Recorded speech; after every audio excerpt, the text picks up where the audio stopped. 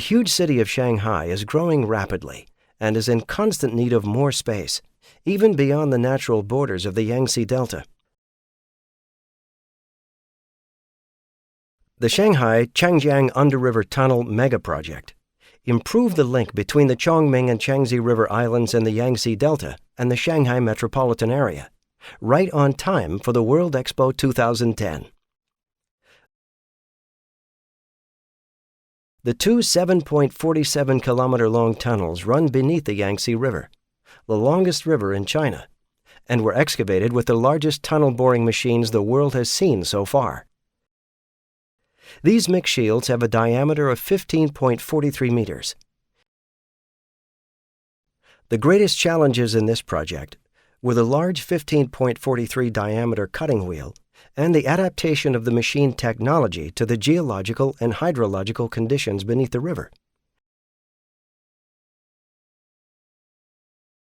Each of the two tunnels integrates two levels.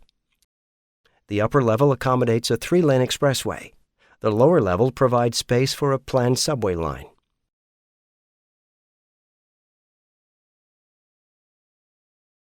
At its deepest point, the tunnel runs 65 meters below the surface.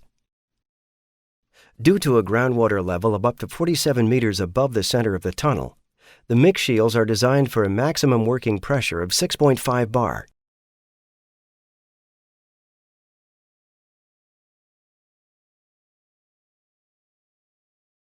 Let's take a look at the example of the world's largest mix shield to demonstrate the principle on which Heron Connect hydro shields work. The configuration of the openings and the excavation tools on the 15.43-meter cutting wheel means it is perfectly adapted to the difficult geological conditions. The cutting wheel's 6 main spokes can be accessed from behind the shield under atmospheric conditions to allow the tools to be replaced.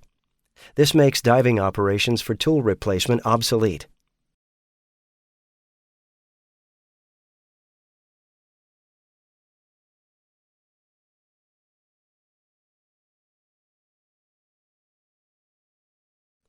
The cutting wheel is driven by a total of 15 electric motors, with a nominal power of 250 kilowatts each and a maximum torque of up to 39,984 kilonewtons. There are 3 air locks for maintenance. The center lock is movable and can be linked to the pressure-protected interior of the cutting wheel.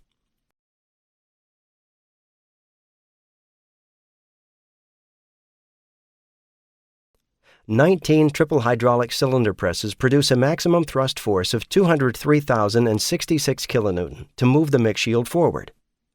The cylinders brace themselves against the last previously installed lining ring and push the mix shield ahead. The erector lifts the individual concrete segments and positions them precisely for installation.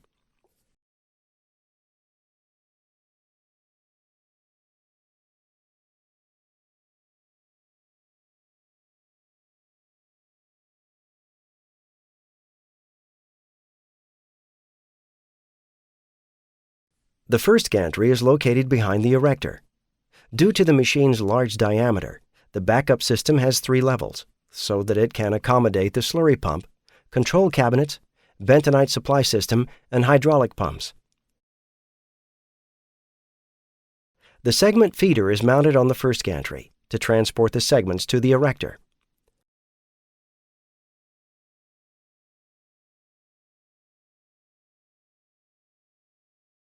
The second gantry forms a bridge between the second and third levels.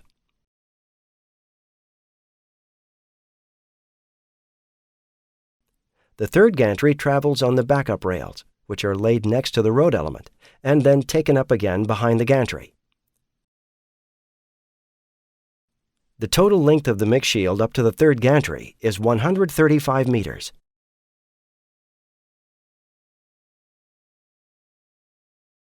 The mix shield works in 2 phases. The first phase is the installation of a lining ring. Concrete segments are supplied by the segment feeder and subsequently lifted by the erector. In the installation area, the hydraulic cylinders are temporarily retracted in order to provide enough space for the new segment. The segments are positioned with millimeter precision and secured by cylinders immediately after their installation. After that, the segments can be bolted into position.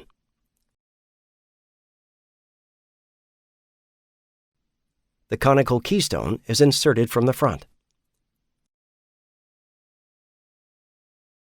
When a complete lining ring has been installed, the bottom segment, which is a retractable module, is put in place in the lower section of the last previously installed ring.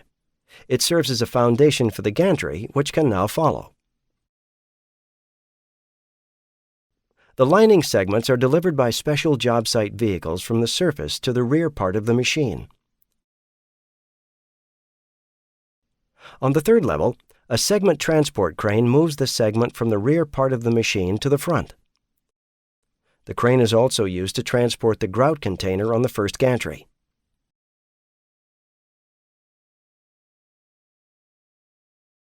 The segment transport crane moves the segments via the bridge of the second gantry to the transfer area of the first gantry. The segments are lifted and turned by the transport crane and then positioned on the segment feeder. The segment feeder moves the segments under the first gantry to the erector and into the take-up position. The excavation chamber is situated behind the cutting wheel and separated by a submerged wall from the working chamber. The excavation chamber is completely filled with bentonite, and the working chamber is approximately 2/3 filled. The two chambers are connected in the form of communicating pipes via an opening in the submerged wall. A filter cake is generated ahead of the cutting wheel by pressurizing the bentonite in the working chamber with compressed air. The soil and the groundwater pressure can reach up to 6.5 bar. Changes in the geology and consequent changes in pressure can be compensated by adjusting the pressurization.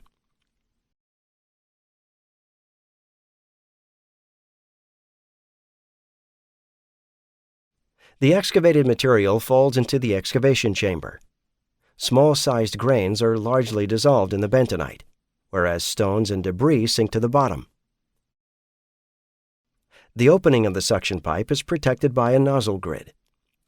Two agitators and mobile flushing nozzles guarantee smooth removal of the excavated material. The excavated material is pumped through the suction line to the separation plant at the surface. Here, the soil material is separated out and removed from the bentonite suspension, and the clean suspension is transferred back to the slurry circuit. To provide an optimum flushing process, the feed line supplies several nozzles distributed around the TBM circumference, which can be connected during peak load times. As tunneling advances, the feed and slurry pipe connection is extended. Flexible extension lines are installed on the third gantry to prevent the pipelines uncoupling after each thrust phase. Sliding shoes compensate the machine's movements. The pipe wagon is released after the final position has been reached and then returned to the starting point. The extension pipe is then installed in the generated gap. The 6 main spokes of the cutting wheel are accessible under atmospheric conditions. For tools to be replaced, the cutting wheel is halted in the maintenance position. The accessible spokes allow the maintenance staff to reach the worn tools and replace them.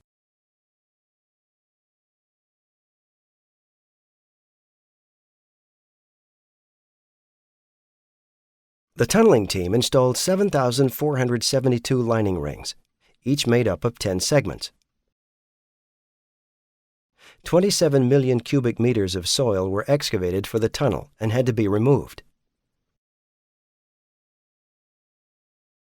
With top daily performances of 26 meters of tunnel and top monthly performances of 142 meters, the mixshields drove the two tunnels accurately in a period of 20 months.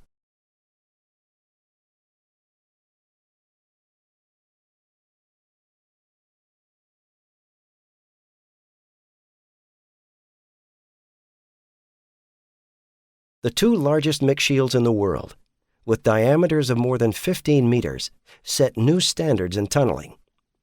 This project is an example of successful large-diameter mechanized tunneling. Mixshield technology is a convincing solution for long and deep river crossings, since it is able to cope with loose soil and high water pressure, even for large-diameter tunnels. The first breakthrough was celebrated in May 2008. The second followed in September of the same year. Finishing work on the tunnel started 1 year ahead of schedule. The two tunnels were inaugurated and opened to traffic on October 31, 2009, 9 months ahead of schedule. Since October 2009, the tunnels have connected Changxing River Island to Shanghai, allowing the 600,000 island inhabitants to drive between the two.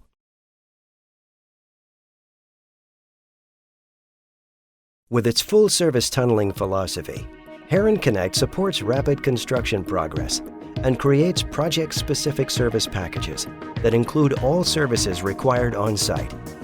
A global network of branch offices, subsidiaries, and associated companies working in related fields allows us to provide consultation and comprehensive services around the world. Solutions everywhere.